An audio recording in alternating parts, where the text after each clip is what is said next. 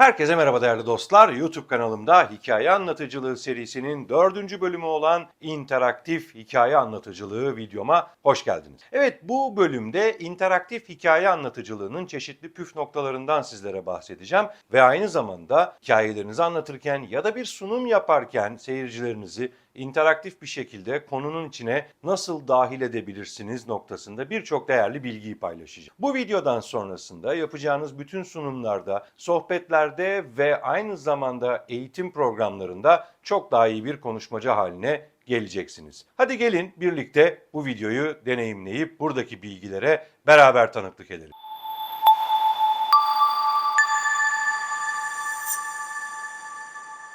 Olduğu gibi birçok farklı alanda hikaye anlatıcılığı günümüzde de değerini çok ciddi bir şekilde hissettirmek. Tabii hikaye anlatıcılığı sadece bir mesajı ya da sadece bir nükteyi karşı tarafa geçirmekle alakalı değil, artık daha bütünsel bir şekilde karşımızda durmak. Bir önceki videomda gördüğünüz gibi görsel ve işitsel sanatları birleştirerek hikayeyi de aynı zamanda sizin anlatım kabiliyetinizi de ortaya koyup çok daha güçlü bir hikaye anlatıcısı konumuna gelebiliyorsunuz. Bununla birlikte hikayenizi anlatırken ya da bir sunumu yaparken ya da bir sunum içinde hikayenizi paylaşırken seyirciyi hikayenin içine de interaktif bir şekilde dahil etmek artık günümüzde birçok hikaye anlatıcısının uyguladığı teknikler arasında. O yüzden değerli dostlar, seyirciyi canlı tutmak, onların ilgisini sürekli sizin üstünüzde olmasını sağlatmak ve aynı zamanda da hikayenizde vermek istediğiniz mesajı çok daha güçlü bir şekilde onlara vermek istiyorsanız interaktif hikaye anlatıcısı konumuna yavaş yavaş geçmeye başlamanız gerekiyor.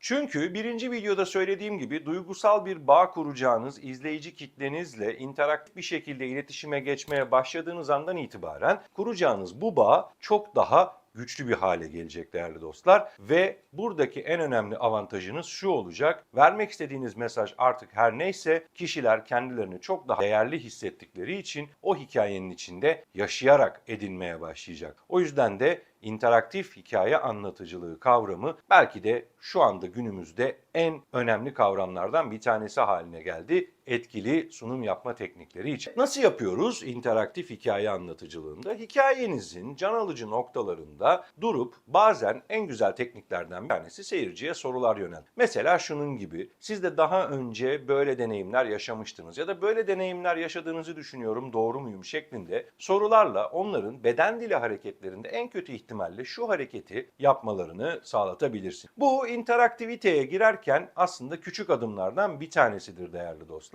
Daha farklı adımlarda çok daha güçlü bağlar kurabilir hale geliyorsun. Bunlardan bir tanesi de seyircilerin geri bildirimlerini almak. Hikaye içerisinde mesela ben böyle bir şey yaşamıştım. Kendi hayatınızdan bir noktayı anlatırken ben böyle bir şey yaşamıştım, aranızda böyle bir şey yaşayan var mı dediğinizde kalkan ellerden bir tanesinde nasıl bir şeydi ya da orada nasıl hissetmiştin deyip onun duygularını öğrenmeye çalışmanız aynı zamanda bütün kitlenin duygusal olarak etkilenmeye başlamasını sağlatabilir. O yüzden de sorduğunuz sorular bazen ucu açık, bazen ucu kapalı olabilir. Ucu açık sorular sorduğunuzda daha çok hislere odaklanmanızı tavsiye ederim. Ucu kapalı sorularda da genelde evet dedirtecek sorulara odaklanmanızı öneririm. Tabii bu sorularda şöyle güçlü bir tekniği de uygulayabilirsiniz. Hikayenize farklı farklı varyasyonlarda çeşitli sonlar düşünebilirsiniz bu hikayenizin kurgusunu yaparken. Ve seyirciye sorduğunuz soruda kitlenin büyük bir kısmının vereceği ortalama bir cevap üstünden sonlarını değiştirebilirsiniz. Örnek olarak bir adamın yolda yürürken bir yol ayrımına geldiğini ve bir yol ayrımında bu tarafta yağmurlu bir yoldan devam etmesi gerektiğini, öbür tarafta da soğuk ama güneşli bir yoldan devam etmesi gerektiğini söyleyip acaba hangi yoldan devam etse sizin için daha iyi olurdu gibi bir soruyla seyircinin fikrini alıp sağ tarafta yani yağmurlu yoldan devam ettiğinde farklı bir sona doğru götürebilirsiniz. Sol taraf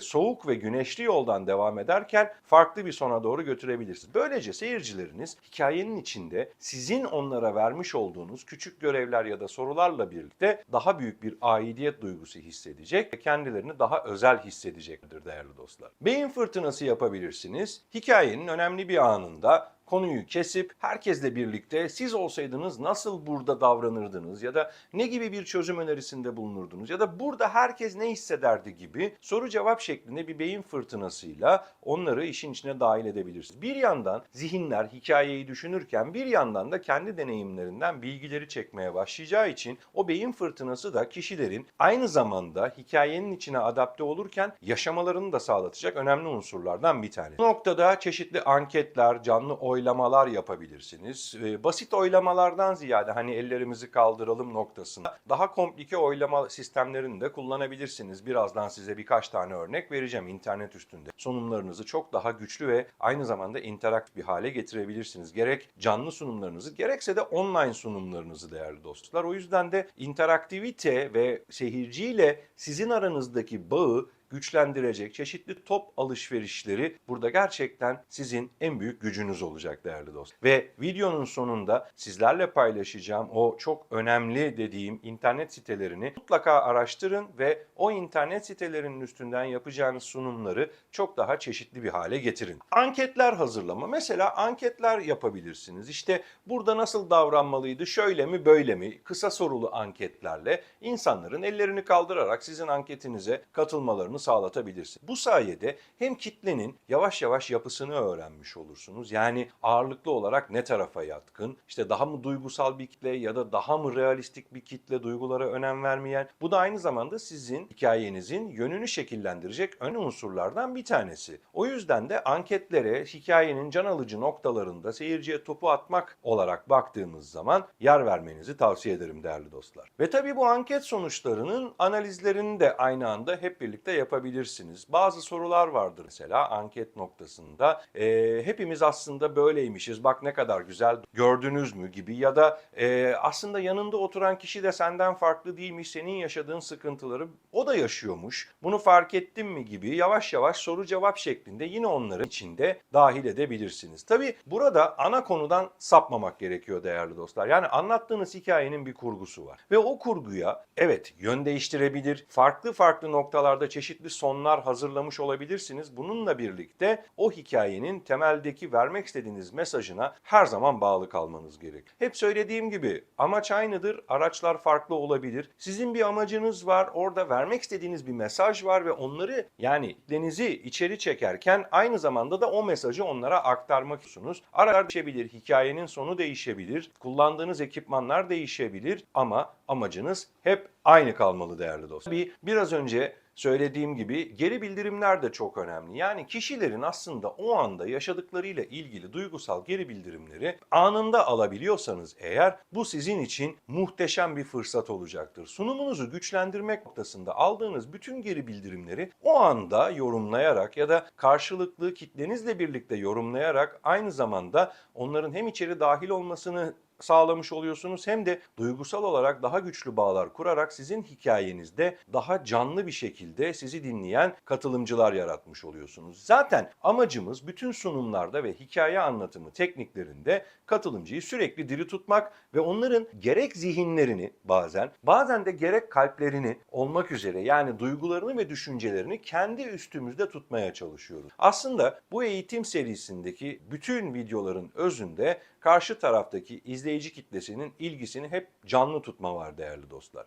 Ve bu noktadan hareketle de onları işin içine dahil ettiğiniz sürece oylamalar yaparak, anketler yaparak, soru cevaplar yaparak, küçük gruplarla tartışma grupları ayarlayarak bazen hikayenize ara verip o tartışma gruplarını oluşturabilirsiniz. Karşınızdaki kitleye örnek veriyorum işte üçerli tartışma grupları oluşturup her birinin birbirleriyle tartışırken o hikaye üstündeki olgular üstünden topladığınız geri bildirimlerle ondan sonraki süreçte hikayenizin finalize noktasına gelebilirsiniz değerli dostlar. Yani uygulamalarla, oyunlarla hikayenizi desteklemeniz demek, hikayenizin çok daha güçlü bir şekilde kalıcı kalması demek değerli dostlar. Evet, biraz önce söylediğim gibi sunumlarınızı daha güçlü bir hale getirmek için online'da kullanabileceğiniz çok güzel uygulamalar var ve platformlar var değerli dostlar. Bunlardan birkaç tanesini şimdi sizlere örnekleyeceğim ve lütfen link olarak bıraktığım, videonun açıklamasında link olarak bıraktığım sayfaları inceleyin ve oradaki çalışmaları kendi sunumlarınıza kattığınızda çok daha farklı noktada interaktif sunumlar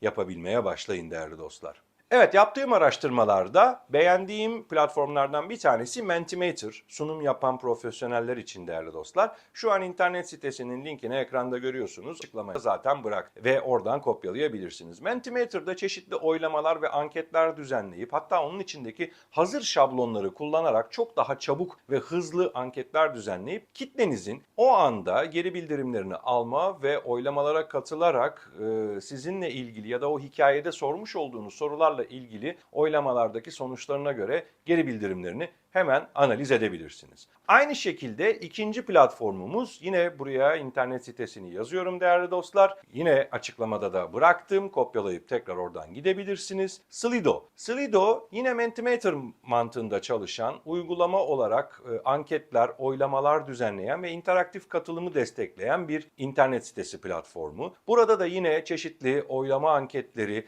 hikayenizle bağlantılı sorular ve soruların cevaplarıyla alakalı katılımcılarınızı cep telefonuyla hemen olayın içine dahil edebileceğiniz bir uygulamadan bahsediyorum. Ve yine aynı şekilde geri bildirimleri, oylama sonuçlarını anında görerek bunların üstünden hikayenizi şekillendirebilirsiniz. Üçüncü platformda yine internet sitesini ekranda görüyorsunuz. Kahoot internet sitesi. Kahoot internet sitesinde de çeşitli oyunlar, çeşitli aktiviteler uygulayarak yine kitlenizin interaktif bir şekilde anlattığınız şeye ve hikayeye katılımını o anda anlık olarak online bir şekilde sağlayabilirsiniz. Bu platformlar hem yüz yüze sunumlarda sahnedeyken sizin çok işinize yarayacaktır. Hem de aynı zamanda online işte çeşitli platformlar üstünde Zoom'da, Google Meet'te ve benzeri platformlarda online eğitimler verirken aynı şekilde yine sizin işinize yarayacaktır değerli dostlar. Anlık olarak karşıdaki kişilerin görüşlerini alabilme, geri bildirimlerini alabilme konusunda. Ve bu internet sitelerinden çok daha farklı internet siteleri de buldukça sizlerle paylaşıyor olacağım.